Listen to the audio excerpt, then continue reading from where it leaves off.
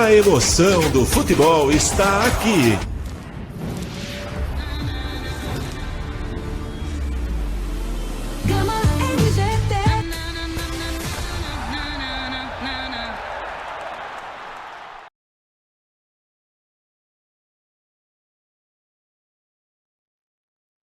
Alô, vocês, assinantes da rede Gama NGT.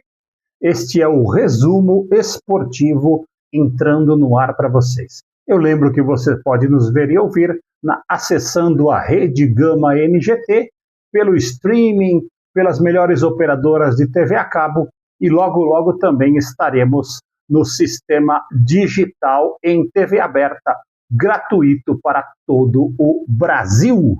Vamos falar um pouquinho do Campeonato Brasileiro.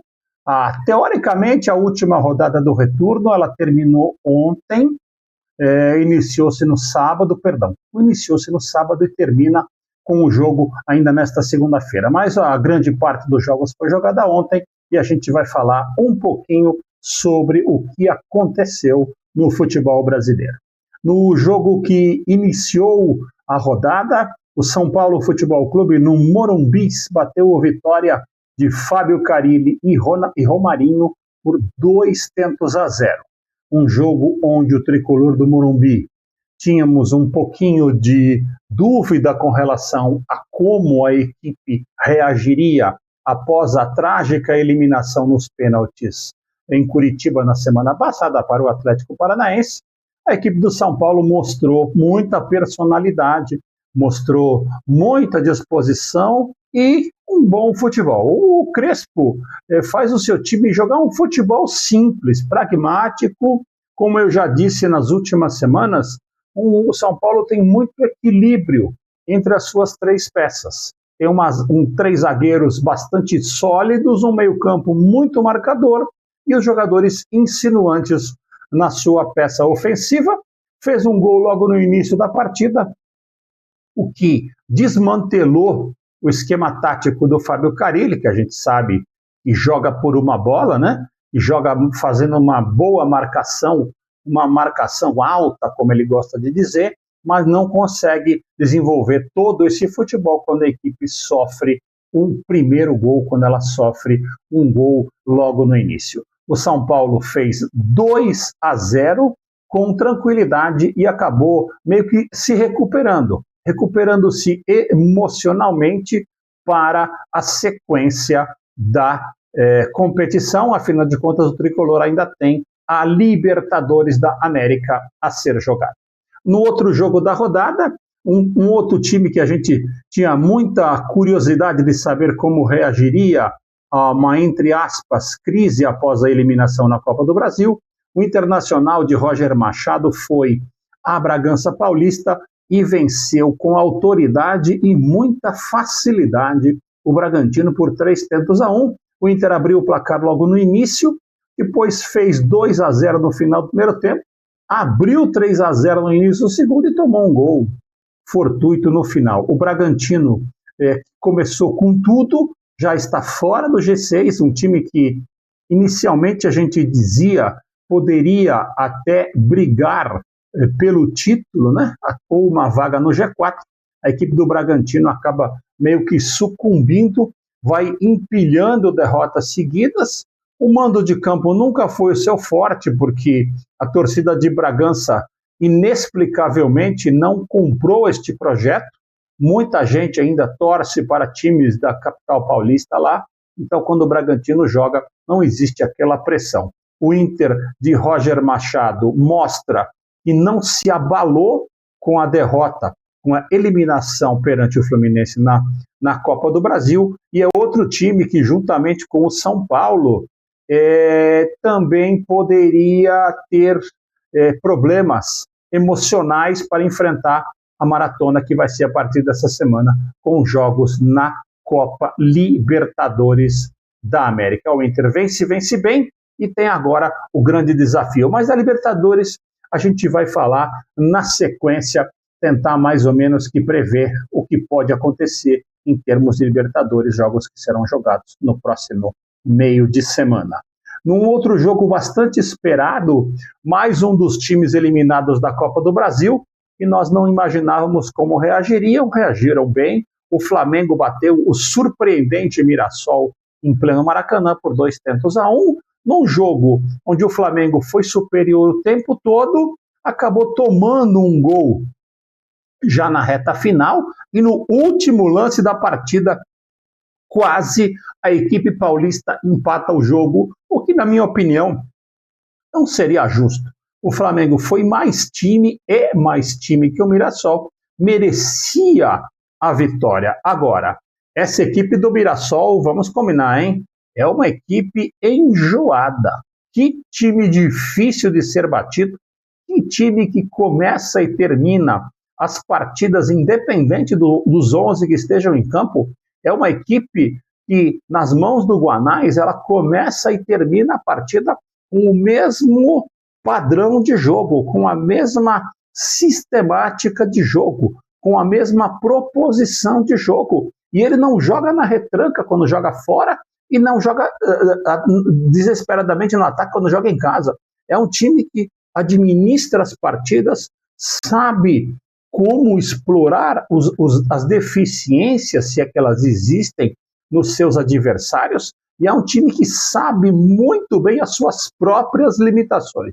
É uma surpresa o Mirassol, que vai se mantendo entre os 8 melhores do Campeonato Brasileiro, mesmo com essa derrota para o Flamengo. Eu lembro que o Campeonato do Mirassol, volto a dizer, continua sendo um campeonato de 45 pontos, e ela já chegou ao final do primeiro turno e com um jogo a menos a 28 pontos, ou seja, deve com muita tranquilidade atingir a maioridade dos 45 pontos, como a gente gosta de dizer, e garantir a sua permanência surpreendente para todos. 11 entre 10 pessoas imaginavam que era o Mirassol e mais 3 a volta da Série B no ano que vem. Então, parabéns à diretoria, parabéns a toda essa estrutura, todo o staff envolvido no Mirassol. Sobre o Flamengo, eu diria que o Flamengo foi eliminado nos pênaltis, um jogo de meio de semana, ou seja, uma eliminação nos pênaltis é uma coisa que pode acontecer para qualquer um dos dois lados. Então, a equipe de Felipe Luiz não sentiu o baque, segue a sua luta, segue em frente no Brasileirão, na ponta do Brasileirão, e ainda muito vivo na Libertadores. No outro jogo da rodada, este sim, uma surpresa total, Fortaleza 0, Botafogo 5. Não, exatamente isso que vocês ouviram. Fortaleza 0, Botafogo 5. Jogo jogado no Castelão e que teve um momento que decidiu a partida aos 6 minutos do primeiro tempo. Uma justíssima expulsão do jogador do Fortaleza fez com que o Fortaleza, jogando em casa, tivesse que fazer praticamente os 90 minutos da partida com um jogador a menos. Isso, para algumas equipes, acaba sendo muito dificultoso, principalmente quando a equipe joga em casa e precisa da vitória. Se um time com 10 elementos está jogando fora de casa, não precisa da vitória, ele pode armar aquele esquema de 2 linhas de 4 e aí jogar por um empate ou por uma bola perdida. Não foi aquilo que aconteceu no Castelão. O Fortaleza precisou partir para a vitória e aí o Botafogo, em contra-ataques, conseguiu ter espaço suficiente para armar uma super goleada, 5-0, mantém o Fortaleza na zona de rebaixamento e coloca o Botafogo na briga pelas vagas para a próxima Libertadores e dá ao Botafogo também uma tranquilidade para chegar na próxima rodada, que eu digo na Libertadores esta semana que estamos começando hoje, com reais chances de passar. O Botafogo terá um jogo difícil pela Libertadores, já vamos falar sobre isso, mas a equipe chega com muita vontade, com muita disposição e principalmente com muita organização. Parece que o Ancelotinho, né, o David Ancelotti, já com pouco tempo de casa, ele consegue dar ao Botafogo um padrão de jogo muito interessante. é uma equipe bastante bem organizada, mas que tem nas triangulações, todo jogador do Botafogo que pega a bola, ele tem duas opções de passe, uma para frente e outra para trás. Isso é típico dos times do Carlo Ancelotti. Sempre o jogador que tem a bola, ele precisa ter duas opções de passe, um progressivo e um regressivo, ou seja, ele monta suas equipes para que aquele cara que está com a bola naquele determinado instante saiba o que fazer com ela, e é ele que vai decidir se o time vai atacar ou defender. Eu gosto muito de falar sobre táticas, e quando a gente vê um time mais ou menos aplicando esse tipo de jogo, é muito, muito, muito interessante. Agora vamos fazer uma pequena pausa e já voltamos falando dos outros jogos do Brasileirão e também sobre a rodada da Libertadores. Eu lembro que Rede Gama NGT, o melhor conteúdo para você.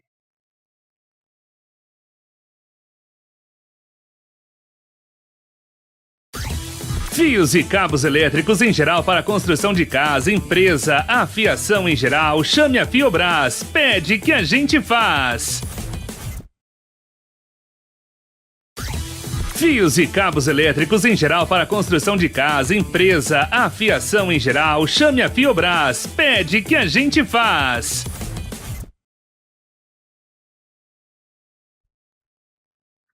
Voltamos com o resumo esportivo aqui na Rede Gama NGT, falando um pouco do último jogo da rodada de sábado e, na minha opinião, um dos melhores jogos do Campeonato Brasileiro, numa Fonte Nova com um público bastante bom. O Bahia empatou em 3-3 com o Fluminense de Renato Gaúcho, num jogo recheado de nuances, recheado de situações que se inverteram durante a partida. Realmente foi um jogo espetacular. O Fluminense saiu na frente, tomou a virada do Bahia para 2-1. No segundo tempo, o Renato Gaúcho mandou seu time à frente. O Fluminense virou a partida para 3-2.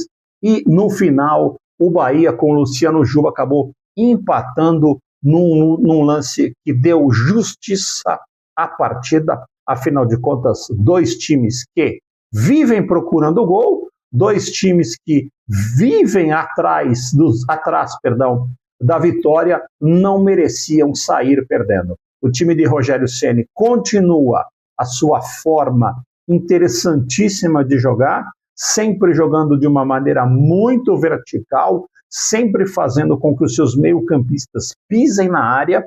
O Everton Ribeiro está sempre dentro da área para finalizar. Muita gente fala do Rogério Ceni, mas com muito tempo ele vai colocando em prática o seu padrão de jogo, e os jogadores do Bahia já o entenderam, e o Bahia vai se colocando dentro do G6, fez uma ótima partida contra o bom time do Fluminense, um time, na minha opinião, um pouco cansado. Quando o Renato fala que o time está cansado por ter tido pouca recuperação depois do Mundial, diria para vocês que ele está absolutamente certo. E a gente percebe que o time do Fluminense é um time que fisicamente sofre muito durante a partida. Isso é um pouco complicado, mas tem que seguir adiante. E o grande desfalque, né? Quando não joga o Thiago Silva, a defesa da equipe do Fluminense acaba sofrendo muito. Mas foi um grande jogo e valeu muito a pena. Sábado à noite, o melhor jogo desta rodada.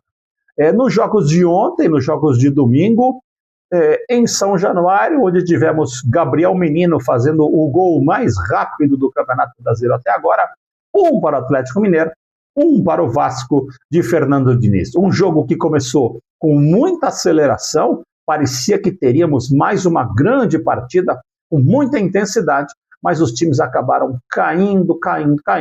O Vasco empatou num gol de pênalti do Verratti, e depois o jogo ficou, como eu gosto de dizer, aquele jogo modorrento, aquele jogo chato de se ver e cansativo, né? O jogo parece que não acaba, o relógio não anda e Vasco e Atlético Mineiro fizeram por merecer apenas um empate. O Galo Mineiro vai ficando ali pelo meio da tabela e a equipe do Vasco da Gama consegue, com tudo isso, manter-se na zona de rebaixamento, o que é uma coisa um tanto quanto complicada. Por quê?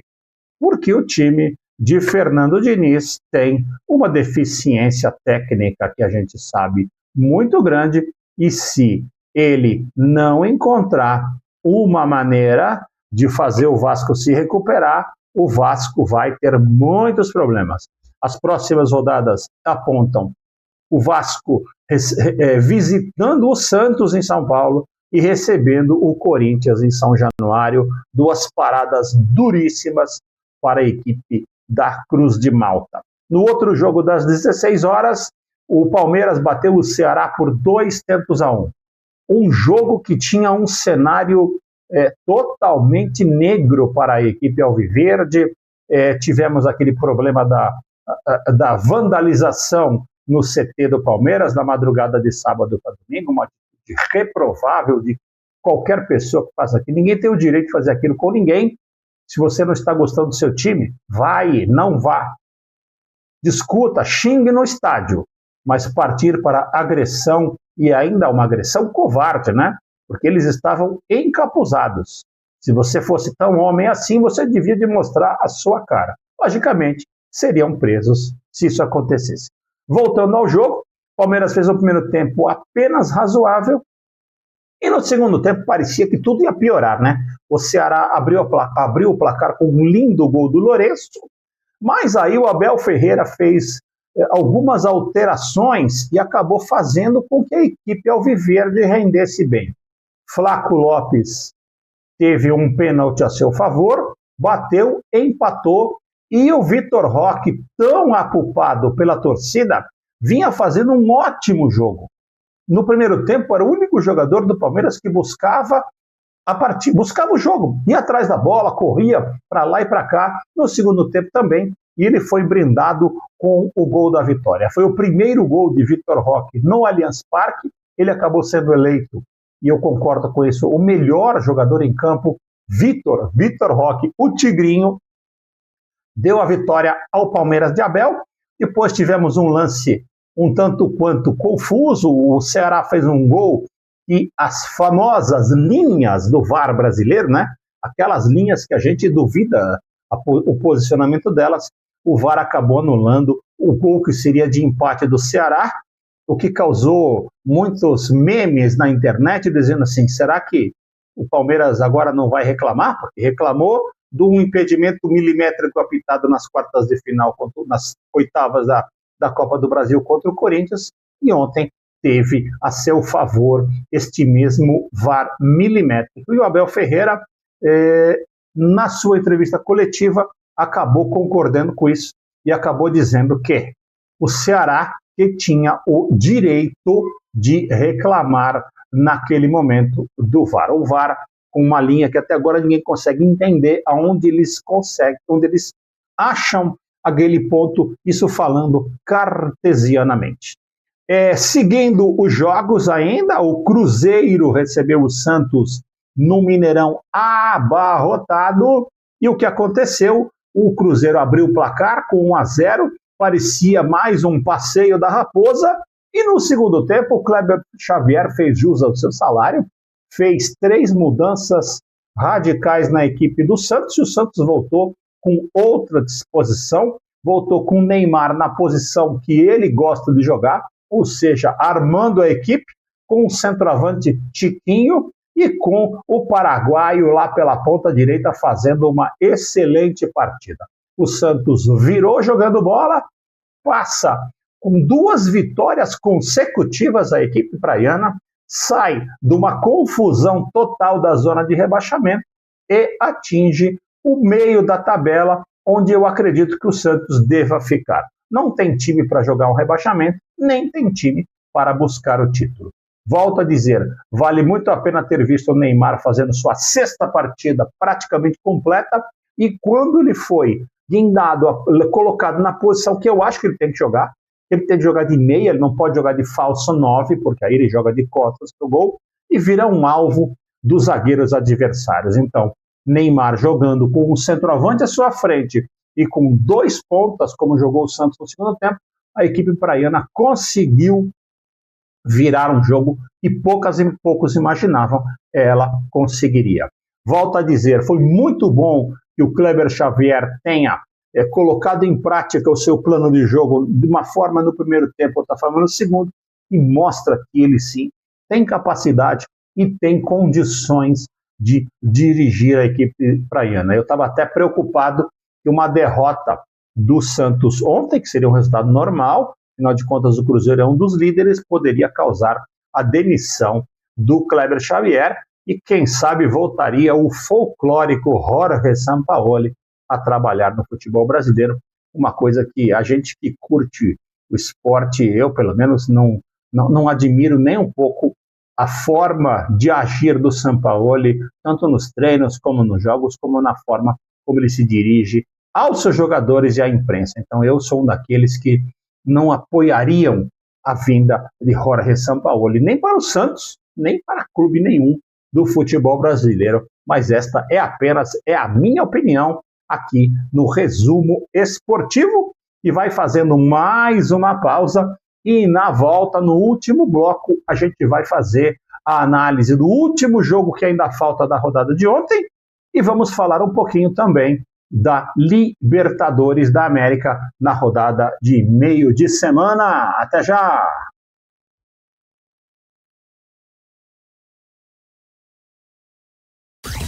Fios e cabos elétricos em geral para construção de casa, empresa, afiação em geral, chame a Fiobras, pede que a gente faz.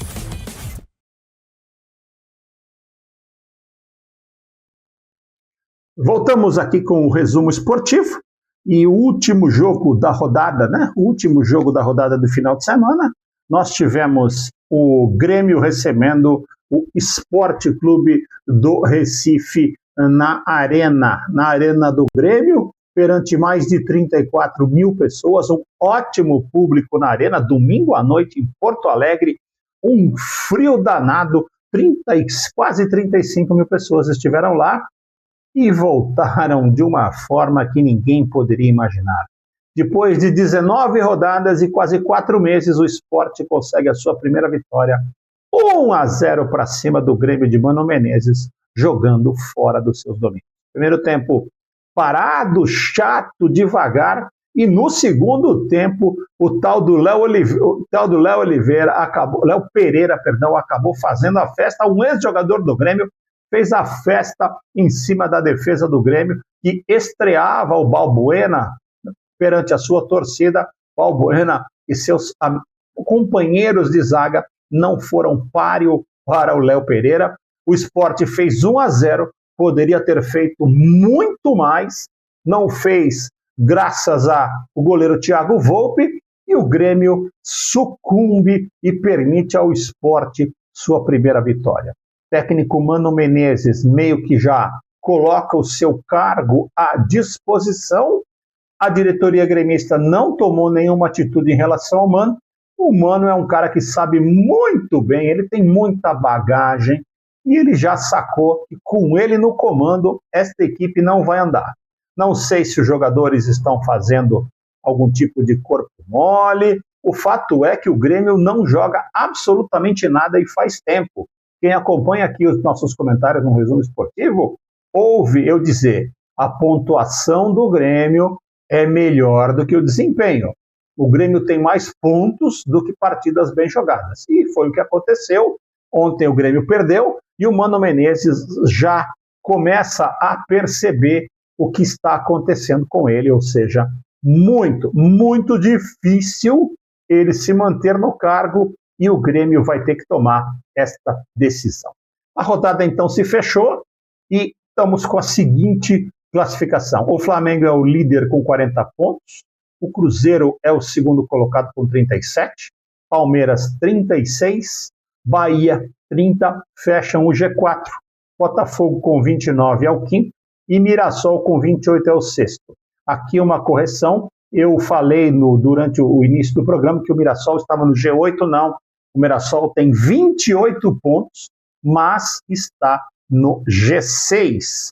28 pontos, se terminasse hoje o campeonato, o Mirassol estaria na pré-Libertadores. Na zona da confusão, como a gente gosta de dizer, o Sport Recife deu um salto para 9 pontos, é o último colocado. Ainda muito difícil a situação, precisa fazer uma campanha assim, com 11 vitórias, pelo menos em 19 jogos, coisa muito difícil, mas pode acontecer. Juventude é o penúltimo com 11 pontos, Fortaleza 18º com 15, Vasco com 16.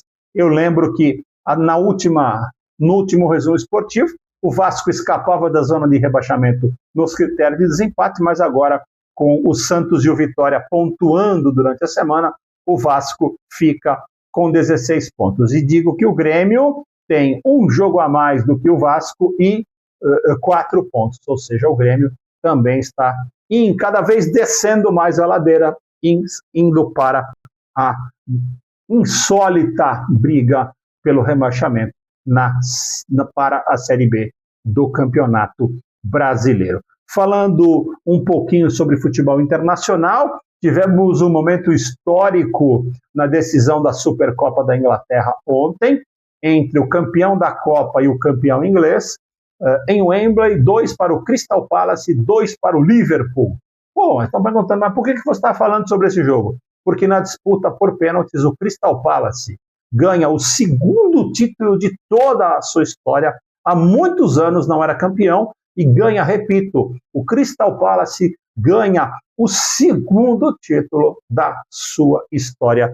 É uma situação muito, muito inusitada no bom futebol da Premier League. Como a gente tinha prometido, rapidamente vamos falar sobre a Libertadores. Os jogos desta semana, jogos de ida, o Fortaleza recebe o Vélez Sarsfield, o Atlético Nacional recebe o São Paulo, o Flamengo recebe o Inter de Porto Alegre, num confronto brasileiro, o Botafogo recebe a LDU de Thiago Nunes e a equipe do Universitário do Peru recebe o Palmeiras em Lima. São confrontos onde todos os brasileiros têm boas chances, exceto o Fortaleza. O Fortaleza vem mal no Brasileirão e pega um time argentino, o campeão argentino do ano passado. O São Paulo tem um confronto duríssimo, mas a posição, o sorteio permitirá ao São Paulo receber e decidir em casa a mesma situação do Palmeiras. Botafogo e LDU também é um jogo bastante equilibrado e o Botafogo tem realmente condições de fazer um bom resultado aqui e ir a Quito, na altitude de Quito, conquistar a classificação. Flamengo e Inter, eu diria que, por uma teoria, o Flamengo é favorito. Quando estiver jogando Flamengo, Cruzeiro e Palmeiras, nesse segundo semestre, eles sempre serão favoritos. O Flamengo, apesar do Inter ter melhorado, é o favorito, mas o Inter conseguiu uma boa vitória em Bragança e é um time muito difícil de ser batido quando joga fora de casa. Depois nós teremos na outra semana os jogos de volta com o mando invertido. E a gente vai estar sempre comentando, sempre falando e sempre analisando aqui no Resumo Esportivo, que vai ficando por aqui. E na próxima semana a gente vai estar falando por mais um tempinho sobre todos os esportes, o que acontecer na próxima semana. Rede Gama NGT, sempre com você.